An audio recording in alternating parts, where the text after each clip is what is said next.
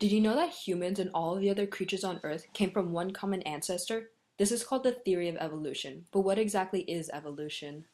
Evolution is a process by which organisms gradually developed and diversified over time since the beginning of the Earth's formation.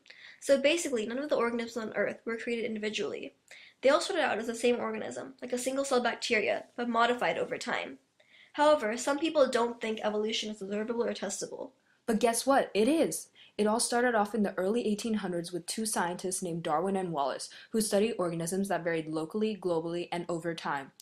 They observed that slightly different variations of a species lived in different areas that were in close proximity to one another.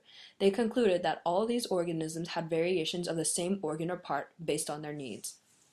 The variation had to do with the environment of the species, and they gave way to certain adaptations that the species would need to thrive in the particular environments.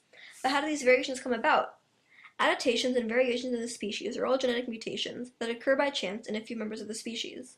Organisms with more favorable mutations are able to survive, live to reproduce, and pass on their mutation to their offspring, and the opposite happens to those with less favorable mutations. This is called natural selection, which happens under three conditions: survival of the fittest, the need to survive, and adaptation and variation. But there's actually a lot more evidence to support this. Let's turn to some evidence that's a little more tangible: homologous, analogous, and vestigial body structures. Let's break it down. First are homologous structures. These are structures that are physically similar among animals, but serve varying purposes, like seal and dolphin flippers.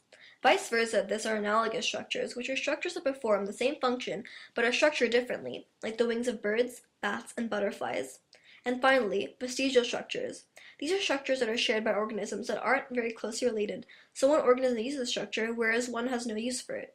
For example, whales and humans both have finger bones. Human use is quite a lot, but for a whale, these bones are pretty useless.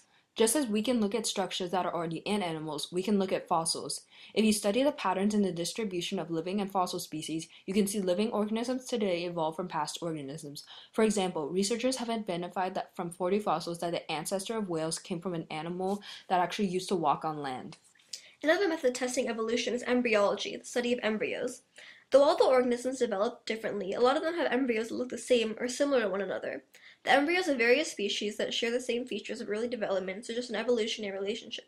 While there are many doubts about the credibility of this theory, there is no argument against the innumerable amount of evidence supporting it. Years of research and testing back up one of the most useful contributions to science, the theory of evolution.